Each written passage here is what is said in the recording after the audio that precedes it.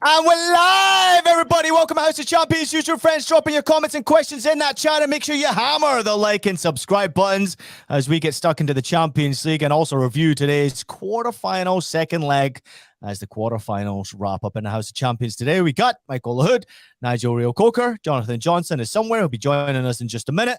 Boys, how you doing, Mike? I'm doing good. Exciting matches, especially the match at the San Siro. And Bayern Munich are out, so today's a good day. It is a good day. Nigel, what do you think of the games overall today? It's good. It wasn't too bad, and if I'm honest, I think I'm a bit disappointed, really and truly. I think when I watch the Champions League, there's only one team that really stands out for me, and that's Real Madrid, just because of their approach to the game. You know, I think for us as fans, you want to see both teams really going for it. I think it's become a bit too tactical and a bit too scared to lose games. Do you think we lost a little bit of that oomph from the fact that there's no away goals last year? We all got carried away with that fact, and now all of a sudden, tactically, people are trying to play it correctly, right? Yeah, I think people are just a bit too scared. They're too scared to lose by a significant number, and it just seems so super tactical now. You look at Man City last week at home, sensational. I understand they got the 3-0 lead. It's a bit of a different approach, but still, it wasn't great entertaining football, in my opinion. Yeah, I agree with you about that. Yeah, well, all I heard was entertaining. It was an entertaining match. It wasn't quality football. Wait, what match? The Bayern match. That was not entertaining football, Michael. I don't know what you were watching. What do you mean? I don't know not how many entertaining. IPA Nigel, beers let me you go. had Let me with goggle glasses on. That was not entertaining. Let me go back and point out the things that happened. Upamecano made it entertaining. You start off with a potential red card, and then it's rescinded to an offside. Erling Haaland. Remember, we're getting into this game later on. Yeah, there were so many facets to this. I was entertained. Hopefully, by that time, Ian, he'll sober up. I thought he was talking about the championship games that were taking place in England today, let alone the Champions League. Yeah. All right, let's get into it. Welcome along to everybody at the House of Champions. The boys are obviously excited to get stuck into it, clearly disagreeing in many ways. It's not the first time on our show. We will discuss what happened in Munich between Bayern Munich and, of course, Manchester City a little bit later on. But let's discuss what happened in Milan today. Inter having an opportunity to face Milan in the semi-final. They were 2-0 up going into this game. The game finished 3-3 today. Started off, Mike, with a wonder goal from Barella once again. His 9th goal of the season, if I'm not mistaken. Not bad as well. Yep. Yeah, and his 3rd goal in the UEFA Champions League, now tied for team high. Inter isn't a team that scores often or that much as of late, but when they do, they make it count. This is a guy that lives for the big moment this season. He's taken his game to another level, picking and choosing when to arrive in the box, and when he does, he's got that finishing touch that you like to see from midfielders in an advanced role. Lautaro Martinez is another guy on the score sheet. His 1st goal in, I think, 10 matches. That is big for Inter Milan as they progress to the semifinals. Nigel, before we get you in, let's bring Jonathan Johnson into the show with us as well. A little round of applause for Jonathan Johnson as he's entering the show right here. There he is. Welcome to the show, JJ. We're discussing, obviously, what took place in Milan between Inter and Benfica. And I just want to remind everybody, it wasn't 9 goals. It was 8 goals this season, all competitions for Barella. 3 Champions League goals this campaign from him as well. And also, a little stat for you here, Nigel, before you jump in. Nicolo Barella, the 3rd Inter player to score in both legs of a Champions League knockout fixture after Christian Vieri did it in 2002-03 in the quarterfinal against Valencia, and Dejan Stankovic did it in 2005-06 against Ajax Amsterdam. Nigel, your thoughts on this game in particular? Good little comeback and fight back, at least from Benfica. They didn't give up. Yeah, they didn't give up. Good little comeback, but little too late for me. I think for me, again, when you look at the first leg and you look at this leg, Ian, the experience of Inter Milan showed how important it is. You know, and I see it so many times. We all see it when certain managers go into clubs and they want to rely on youth and stuff. Great. I believe best football clubs that we see in world football are a mixture of experience and youth. That is the best way to be. There's very few clubs who can come with the right amount of youth to ever win something of any significance. It doesn't happen. You need experience. And I think that's what showed today. When you look at this Inter lineup, the amount of experience that's there, not just domestically, internationally as well as the Champions League. That is what really was the downfall of Benfica. I thought Benfica were fantastic. I feel that they're only really a couple of players away from it. I think they're really lacking that creative element. And also, I'll say now, watching this Benfica side, I see now what Enzo Fernandez brings to this team. And selling Enzo Fernandez as reluctantly as they were, I think he could have played a huge difference in this game. But the experience of Inter got them through. And Inter looked good.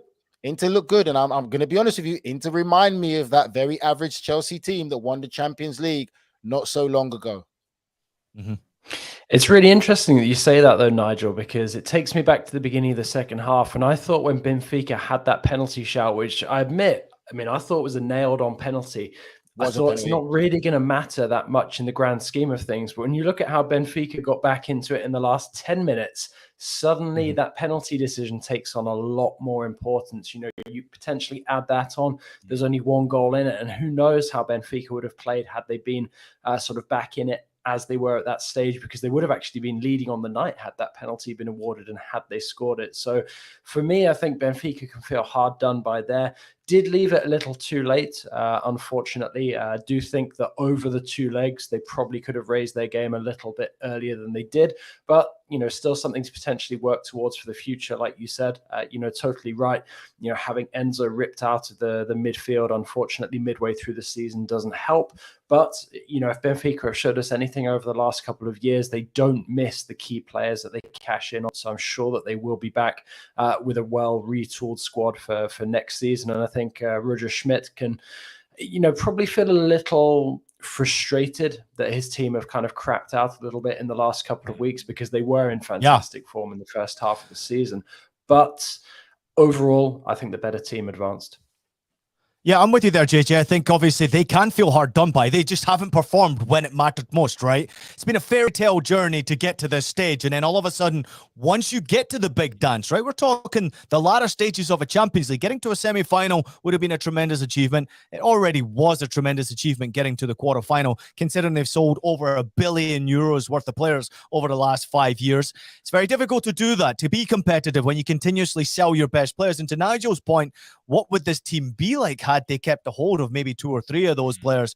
Just impossible for them to do so with the offers that come in. Let's turn our attention to Inter, who now face Milan in the semi-final. It is a bit of a mouth-watering tie, but Inter domestically, Mike, not doing great.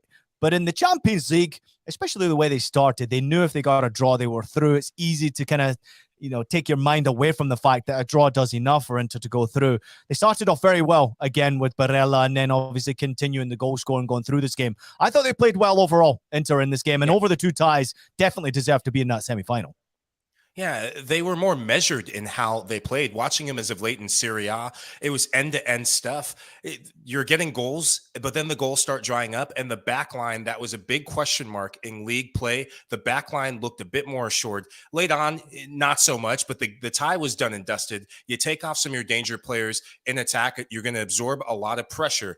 In this matchup, in the semifinals, who would have thunk that we'd have a Milan derby? When it was teed up, when the knockout stages were rolled out, we were talking about Napoli being the team. It was Napoli versus Napoli, direct path to the final. Now it's going to be a Milan team, and I think rightfully so. These are two teams that are getting hot at the right moment in the UEFA Champions League knockout stages. And mind you, this isn't the sort of gimme game that some teams or some people might be thinking that it's going to be a one-way traffic for AC Milan.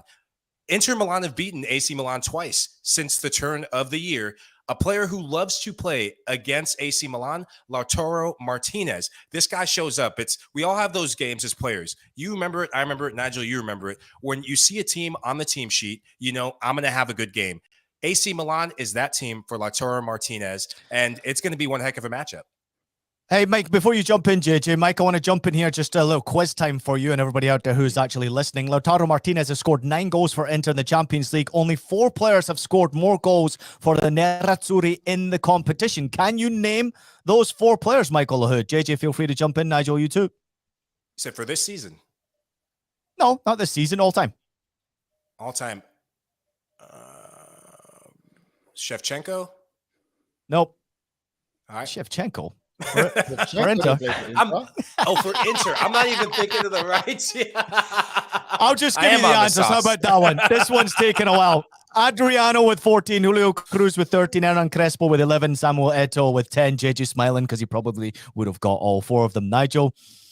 Not No, I sure was just thinking actually. Cruz is a good one. He was kind of a deceptive player because he'd always pop up off the bench, but you wouldn't have him at the top of one of those lists. But no, I mean, I'm excited for the Milan derby, and I do think it's a bit of a throwback as well. It's been a while since we've had Italian teams making deep runs like this in Europe. It's actually the first time that Inter have been to the semi-finals of the Champions League since 2010 when they won it under Jose. So, I do think that it comes with a good amount of prestige, and it'll be a real occasion. Both legs, obviously, to be played in the same stadium is always quite unique as well. So it's something to look forward to for sure. And I'm sure it's going to be keenly contested. Just fingers crossed, that it's not as dull as the last time these two met at this late stage in Europe, when I think it finished 1-1 in one of the games and 0-0 in the other. So one of them advanced on away goals. I would like to clarify something before we get into it, Ian. Michael said about we used to look at lists when we were players of a certain team that we wanted to play well against. That wasn't my style. I was Mr. Consistent. I was all about consistency. So I didn't have a specific team to pick like Michael, who picked and choose when he would turn up. There's a difference there of consistent players. Anyway, Nigel Reo-Coker, the shithousery connoisseur. No chance. I'll 2 foot you. Anyway, listen. Mike covered it up. I think for me, though, the only thing I'll disagree slightly with Mike is I feel that for me, Inzaghi and Inter Milan will be concentrated on the Champions League more so than the domestic form. I think that's a way for Inter Milan to really save their season, and also for Inzaghi as a manager to save himself. I think really and truly, when you look at them domestically, this is something great, and this is the game that they'll concentrate on. I think their priority will be the Champions League, while AC Milan is still obviously competing domestically, very far behind Napoli, but they're still competing. So I think that this is going to be a priority for Inter Milan. So I think that's where the slight difference comes, in my opinion. Real quickly before we do go to break here, JJ, obviously the Juve verdict, we're all waiting to see if they'll get their 15 points back. Would that be a distraction for both Milan clubs? Because both of them are not guaranteed to end up in a Champions League spot, top 4 spot in Serie A if Juve do get their points back. Yeah, I mean, it suddenly ups the stakes even more. I mean, I don't think you really need much more motivation than being in a Champions League semi-final against your bitter rivals. But then suddenly, if you see Juve getting those points back, obviously very contentious, but that sounds like, it's starting to become more of a reality in sort of the last couple of hours. Obviously, we'll all have our eyes on the Italian scene the next day or so to see when those announcements actually get made. But, if suddenly Juve rocket back up that table with those points reinstated, that completely changes the complexion of the way that these two teams will be sort of, balancing whether they still prioritize Serie A and the Champions League. I mean, to be honest, to me, it sounds ridiculous that you would prioritize Serie A when you have this opportunity to get to a Champions League final and to beat your most hated rivals in doing so. Yeah, pretty crazy indeed. I'd like to thank Leticia Santos for jumping in and remembering that I said, Ian, remember when you said that Porto could beat Inter? 2 Portuguese teams later, I'll say you were not right. Thank you very much. Mike Lahoud, didn't somebody else fancy a Portuguese team in this time? I couldn't help but remember, maybe, is it last week that one of our contributors here in the bottom right-hand corner, he's 0 for 2. In this, hey, listen, I will have no problem in giving credit to fantastic attacking playing football. That's what I give credit to, and they did that, but obviously they fell short. But they're not far off. They're not that far off. No, we certainly look forward to watching. Ed, don't give me a 6 out of 10, geezer. Ed, I'm an 8 out of 10, week in, week out. All right. Consistent 6s are not consistent, are they? We'll give you a 7 out of 10 for playing out of position. He must have he's got the wrong Nigel, mate. Not a 6 out of 10, geezer. 8 out of 10. I think he was talking about your performances on House of Champions. Anyway, let's get to break, everybody. When we come back, we'll turn our attention to the game that took place in Munich against Manchester City. Stick around. Italy's best clubs and brightest stars bring show-stopping skills and unbelievable thrills in the fight to the finish for the Scudetto. Stream every Serie A match live on Paramount+. If you're a US-based fan of the beautiful game, Paramount Plus is an absolute must-have subscription from NWSL to the Champions League to Serie A and so much in between. Not sure if it's for you, big question mark? Then you can try 1 month for free by using the code NWSL2023. Welcome back to House of Champions, everybody. Enjoy alongside Michael Hood, Nigel Reo-Coker, and Jonathan Johnson. We turn our attention over to the big game that took place in Munich. It was Bayern Munich against Manchester City. City with a 3-0 advantage going into this game. I think it's safe to say, JJ, I'm coming to you first on this one, but I think it's safe to say that this was not Upamecano's tie whatsoever. This was a poor performance from Upamecano. I have rarely seen him perform like this over 2 games, but he was very, very lucky not to have been red carded in that first half. You see, it's funny for me because I'd kind of bought into the Upamecano hype this season, especially after the World Cup when he'd been very convincing, more so than usual. I wasn't entirely sold on Upamecano in his sort of early days with Bayern. Like I said, I kind of came around to him midway through this season. And then these 2 legs against Manchester City have reminded me exactly why I was so skeptical about Upamecano. I don't think that he's become a poor defender overnight, but I do think that there are certain roles in the defense that he plays better than others. And I think perhaps Thomas Tuchel has misjudged it and maybe given him a little bit too much responsibility in terms of trying to structure the defense. I don't think he's that kind of player who deals well with those kind of expectations. I think you're probably better off going with somebody like Matthijs de Ligt, who's had, probably the most elite tactical education you can get at Ajax and then going to Juventus. I think that's probably a better way forward. I mean, some of this is down to just bad luck, but also some of it is down to decision-making. And that's something that Thomas Tuchel is either going to have to coach out of Upamecano, or he's going to have to consider sort of what he wants to do long-term with, this Bayern Munich defense. And, it's not just something that extends to Upamecano. We already know that Bayern are going to have to do something in attack because they can't keep relying on Choupo-Moting performing these miracles and scoring goals that we never expected him to score. And I think there's other aspects, other areas of the team as well, where big decisions are going to have to be made. Jan Sommer, as much as he was a good stopgap solution for Neuer when Neuer was injured, does Neuer walk straight back into that team and sort of give that defense the reassuring presence behind them that they need? Very possibly, because they don't look half as well organized when he's not there. I think for me, just to add to what JJ said, Ian, and guys, I think Upamecano for me reminds me of sometimes when you meet some of these academies when they're developing these young players. Some of these academies go more so for the physical attributes of a player than the footballing intelligence and footballing capabilities. And that's what I saw in that. For me, he just wasn't there for both ties. You're playing against the highest level of players, and it's not his fault. It's not his problem that they haven't really developed his footballing brain in the sense of knowing, understanding the players you're coming up against and just being a bit more responsible. But it's just more so the physical attributes of him is what I see more than anything else. When I look at this tie overall, first Ian could probably add more than we can ever add. I did not see Bayern Munich looking like a team that wanted to come and win this game, needing to win this game. And for me, I just didn't see the real aggression that's needed when you're playing at home. I felt for me as well, Thomas Tuchel got it wrong in his starting lineup. I think for me that Muller should have started. Alphonso Davies is their best attacking player. I think Alphonso Davies brings so much in the attacking third as well as being very good defensively. I didn't understand how he didn't start. And for me, again, Bayern Munich, I believe now, got it wrong in sacking Thomas Tuchel.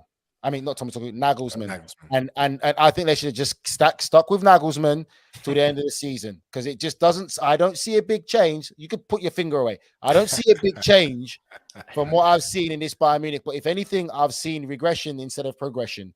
And my last thing is I give credit to Pep, because if you watch the start of that game, what did Pep Guardiola do to Bayern Munich? He kept the play out of Cancelo's side.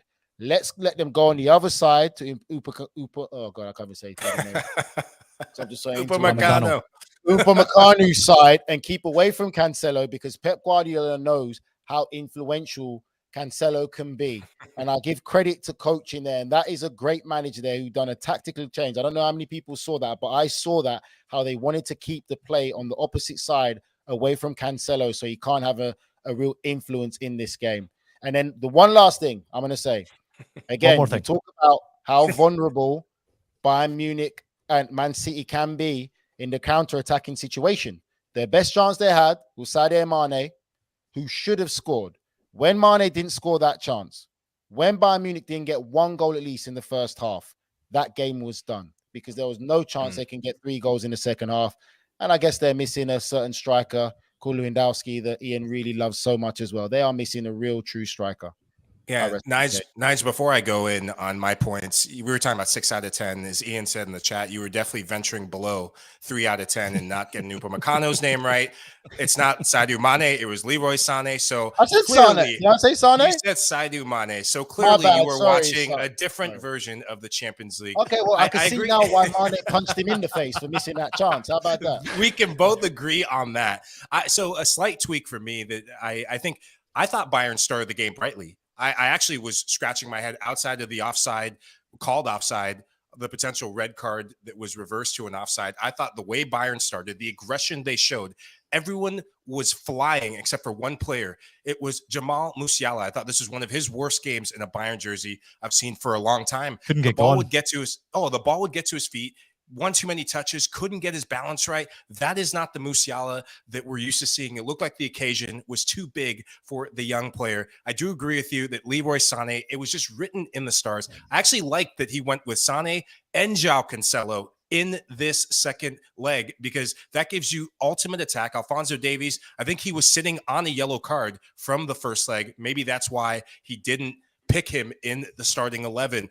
But if you don't take care of business against this Man City side that has Erling Haaland, you will get punished. City, they simplified their game. They absorbed pressure and they just launched it forward. On the goal that they scored, the goal that Haaland scored, it was 1v2, Erling Haaland versus 2 center backs from Bayern Munich. He wins the ball over De Ligt, knocks it to Kevin De Bruyne, and then De Bruyne springs him in. And when you're 1v1 against Upamecano, you might as well put my next door neighbor, Jose Cruz. Yes, I call him by full name because if you see him, you'll know why. Jose could have defended better than Upamecano did across this tie, and sure as hell in this matchup. I feel for the guy, but he's doing it to himself.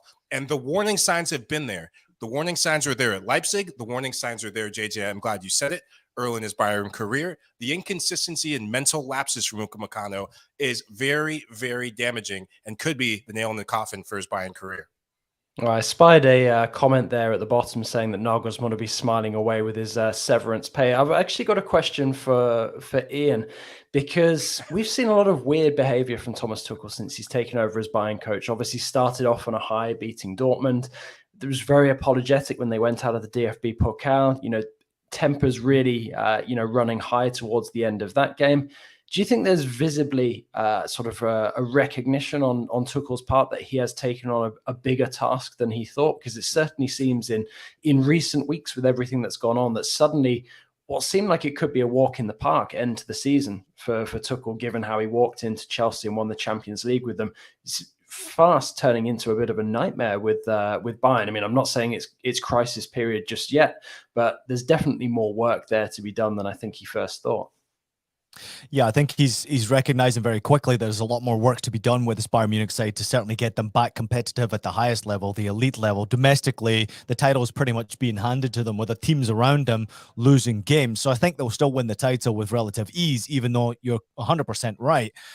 It's not been as easy domestically as he would have imagined. I think he recognizes, JJ, that the challenge that has faced him, and one of the reasons why they maybe made this change with Nagelsmann, and maybe they would have liked to have made it earlier, is that Tuchel was available, and Tuchel basically was saying, you've got to take me now, otherwise there may be an opportunity for me elsewhere. And that's maybe why Bayern moved very quickly to get him in the hot seat. The project now has to be a long-term project for Bayern Munich. When you lose Lewandowski, I think we can all recognize you lose those goals in the Champions League, double figures every year. You lose them domestically, you're losing a 20, 30, 40 goal a season player. You can't just replace that easily. That takes planning. That takes scouting. That takes also the investment from the football club to replace a goal scorer like that. Otherwise, you have to get lucky within the Bundesliga, which they might do with Kolo Muani or someone like that, where they normally go to for their strikers to rebuild what's going on. Bayern are not far away from being competitive. Defensively is where my concern is at. I don't think it's going to be hard for them to convince a top striker to come to the football club to score goals. defensively, seeing that type of performance from quality players is really concerning to me. Then you've got the discipline of Neuer. Then you've got the discipline of obviously Sané Mane. Like, you've got discipline in that locker room. Things are going wrong at Bayern Munich right now, and they have been going wrong for a while. And it's almost as if Thomas Tuchel's got in there and he's wondering now, oh my God, like what have I just inherited? This is a mess. These players have got to get back to what they do best. They've got to get confident once again. They've got to get competitive once again. And Bayern Munich will never spend over 100 million on a player as far as I'm concerned. So it's going to be a long way for them to compete at this level again. Nigel, what do you think? No, I agree with you. I think Tuchel's just got into a mess, but the reality of it is he's probably looking at Chelsea now thinking he's left probably a bigger mess behind. So he's in a lose-lose situation anyway. Yeah. I don't think Bayern Munich are that far off it. I think, yes, you're right. Defensively, yes. And then obviously they need that goal scorer. That goal scorer is what's missing. We all know here, one thing we can definitely agree on is goals change games. If Bayern Munich had gone in 1-0 up at half time, the atmosphere in the stadium would have changed. The belief would have changed. And they probably could have come back to really level up that game. But if you don't take your chances and opportunities, and they had tremendous amount of opportunities, you're not going to win games, especially at that highest level, and you will be punished. And that's what Manchester City did. Well, you could also say the same about Manchester City with Erling Haaland missing his penalty kick. That's the penalty kick he has missed for the first time in the last 16 attempts in all club competitions. The last one he missed was for Dortmund against Union Berlin 2021, I believe. That's the first penalty kick that he's missed for Manchester City as well, which was obviously disappointing. But he did get on the score sheet in the second half. Let's real quickly turn our attention to Manchester City now. They do obviously have a delightful tie to look forward to, Mike, against Real Madrid. Very difficult one to predict here because you've got Pep going up against Ancelotti, and Ancelotti, I can see in our comments, many people thinking that maybe there's a game plan here against Pep to get the job done. Yeah, I think on the counter, Bayern showed a side of Manchester City and showed a weakness that City can be got at. If City play with this back three, Ancelotti is not afraid to leave the likes of Vinicius Jr. and Karim Benzema up top. If you put Vinicius Jr. on the end of that Leroy Sané attempt, not Sadio Mane, Leroy Sané, on that attempt, if Vinny Jr. is on there, that is 1-0 Real Madrid, and you have a complete different storyline. I think this is a trap game for Manchester City. I'm actually favoring Real Madrid a bit in this tie. Nigel? I agree with Mike. I'm completely favoring Real Madrid, in my opinion. I think that what you just have to say, you got to look at it. Vinicius Jr., Rodrigo, you got Valverde. There's so much pace and quality attack. You got the experience of Modric and Kroos. We say this, these players again and again, but the football and the football intelligence and quality that they have, and we've seen it. Man City are very vulnerable when they give the ball away on a counter attack. Vinicius Jr. is going to want to embarrass Manchester City players. He's going to play with an aggression. Every game he plays, he wants to embarrass people and let people know his name. I think we saw Rodrigo, how great he was the other day. Benzema's going to want to score against these guys. So I think it's going to be a different appetite. And then don't forget, we've got Camavinga, Michael's favorite player now. And then I just think that it's going to be a great cracking game. But I just feel that Real Madrid will be the favorite to go through again. JJ? I don't know. I can feel it being a bit of a crazy one again. Like last time, I think this one's going to have something special in store for us. It wouldn't surprise me if we think that Manchester City are going to get it done and then Real Madrid somehow come back from the dead, seeing as we've written them off so many times in the last couple of years and they come back to thwart our predictions. But no, this one is really intriguing because Real Madrid can put everything into these two legs against City. They don't have a chance of reeling Barcelona at the top of La Liga now, and to be honest, they don't seem like they're that interested in doing so. So I think that they can put everything into a perfect two-legged performance, and it's difficult to call. I don't think it's going to be a blowout on either side. Really wouldn't surprise me if it went beyond 180. I just want to add something in quickly, right? So you know how people are thinking, Haaland's going to be the difference. This is a difference when you come to like Real Madrid. Real Madrid are the establishment. Man City, the new kids on the block. Haaland is a top-class player, don't get me wrong. But when you got Rudiger in Real Madrid as well and how impactful he can be in that defense, Rudiger's job it's not going to be about playing football. His pride is going to come about not letting Haaland score. So he's going to have that competitive nature not to let Erling Haaland score. And that's the difference where it becomes more than football, and it's about the individual personnel players that you have in your team. Just like how we saw today with Bernardo Silva being the one responsible to stop Cancelo coming forward and making it difficult for Bayern Munich. It becomes about the individual players that you pick because of the opponents they're going against. But when you're talking about that kind of mentality, when you're talking about that kind of mentality as well, I mean, look at the situation Toni Kroos is in right now, where he's debating retirement or another season at the very highest level with Real Madrid, where he doesn't look out of place at all. It's absolute madness. But that is the level of absolute brilliance that you have to have and have to demand from yourself when you're playing for a club like Real Madrid. 100%. So nobody here is thinking that Manchester City could wipe the floor against Real Madrid. Oh, I would say wipe the floor, no chance. No, I'm not saying priority. Inter Milan, you don't think priority. Nobody here is thinking that this Man City team could score 3 or 4 against this Real Madrid team. No one said they might score 3 or 4, but then Real will score 3 or 4 as well. Yeah. If this is going to be all about who can score the most goals across 2 legs, that's what this You game score is gonna be 4, we'll score more. All right, quick break from us, boys. Then we'll turn our attention to the Europa League when we return. Stick around, everybody. Absolutely magisterial here.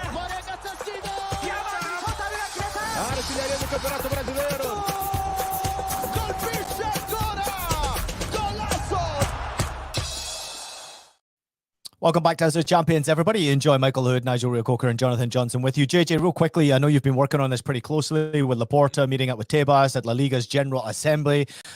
Give us a little bit of an outlook as to what's going on here. We were trying to discuss it yesterday. It's very confusing to follow everything that's going on here, but it's a bit of a mess right now in Spain, right? Oh, no pressure for me then, trying to make sense of this absolute farce in the last couple of days in Spain. No, I mean it is crazy. I mean, I think it all really kicked off on Monday, when Real Madrid released that lengthy video, there was so much in there, so much to unpack. It's too much to kind of get into the weeds about it right now, but all these links to like Franco and the accusations that Real Madrid were the team of the regime, and basically all of this kind of stems from the Negreira case. And these accusations of, buying, the referee's favor, and Laporta shooting back at both La Liga and Real, that, historically Real have been sort of the club that benefits from that kind of preferential treatment anyway. And then you've got a lot of different people, sort of jumping in, having their opinion as well. And it's honestly, it is really... It's been difficult to follow, difficult to unpack. I did my best in the article that was published a couple of hours ago on the site, so go and check it out if you want to try and enlighten yourself about it a little bit. But it really is that crazy with some of the accusations that have been leveled. And, this is arguably the biggest rivalry in football, if not one of the sort of top 3 rivalries in the world. It didn't need any, animosity or stoking the fire. And this suddenly is like throwing a can of petrol onto a bonfire. It's, going to be incendiary, both on and off the pitch. And, you're kind of wondering what twist and turn it's going to take next, because, some of the stuff that guys like Laporta is putting out there at this moment in time, and then Real to put that kind of video out there, we're really into sort of inflammatory territory now. Ian, I've just got to say there, ladies and gentlemen, that JJ is a bit upset now that the Spanish have overtaken the French when it comes to football and drama. JJ's upset that the Spanish have outdone the French in this. Oh, you see, kind of the French is like, they're a couple of seasons into the drama now. This is like a telenovela that's sometimes good, sometimes not so good. You tune in every now and then. It's not quite as absorbing. All right, let's get back on track here with the Europa League coming up, obviously, tomorrow on Thursday. Really looking forward to watching these matches. Mike, I'll come to you first here. Let's just a quick reminder for everybody. Sevilla against Manchester United, 2-2. It's tied right now. Sporting Lisbon against Juventus, Juve with a 1-0 advantage. Roma, Feyenoord 1-0 up. Union Saint-Gilloise against Leverkusen tied at 1. Mike, Manchester United obviously buoyed a little bit by the fact that there are players returning from injury.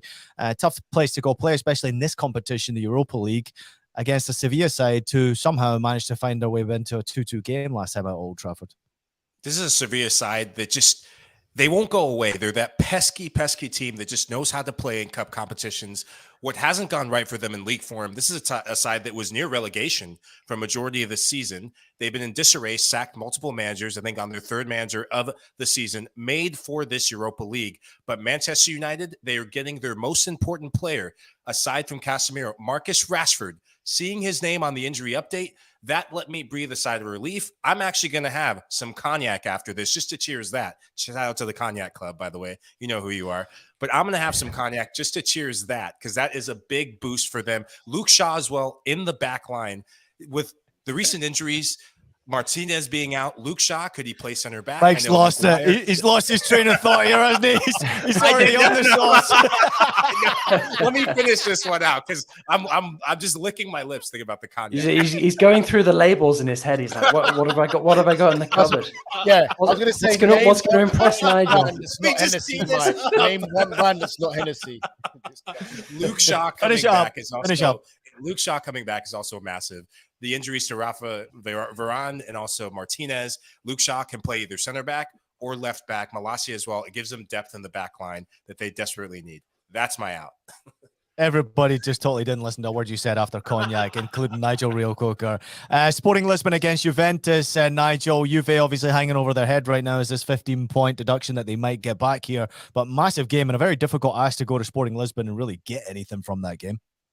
Yeah, it's a difficult ask. Again, I said Sporting were fantastic for me in this competition, and exactly their performance against Arsenal and being at home gives them a real big advantage. Ian, I think that they've really got a good chance. And Juventus again has been like as JJ would say, a novella in Italy. So they've had so many crazy things happen throughout this season.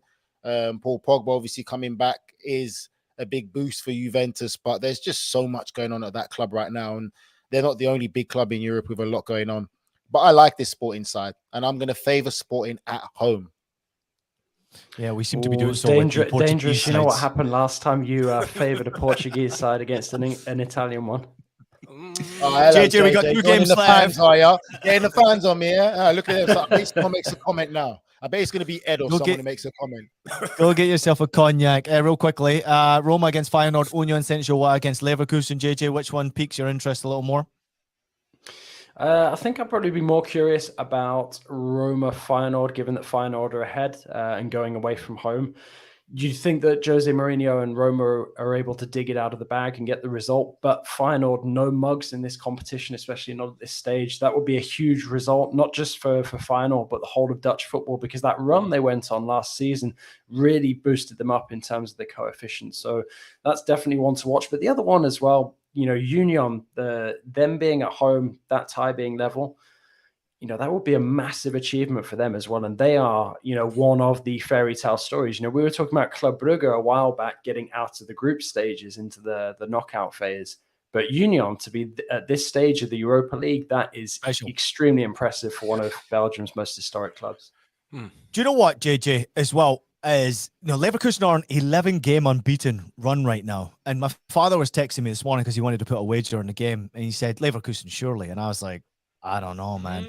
This team, Union Saint-Gilloise, what they have done in this competition, how free-flowing they are going forward. Not saying that they're awesome defensively, because they can concede a goal, but they are a dangerous side going forward. And some of the goals they're scoring, like, frightening. So I'd be very careful wagering on that game, that's for sure, because I think Leverkusen might come undone in this matchup, unless Florian Wirtz has something to say about it. Quick prediction from the 4 of you before we do move on and just close the show out here.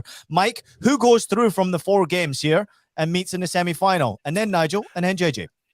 I'm going Manchester United versus Sporting Lisbon. Sporting very good at home, like that. I am going with Union Saint-Gilloise because Boniface, there's something happening in Nigeria. This guy is in fuego in this competition, and Feyenoord is going to upset Roma at home.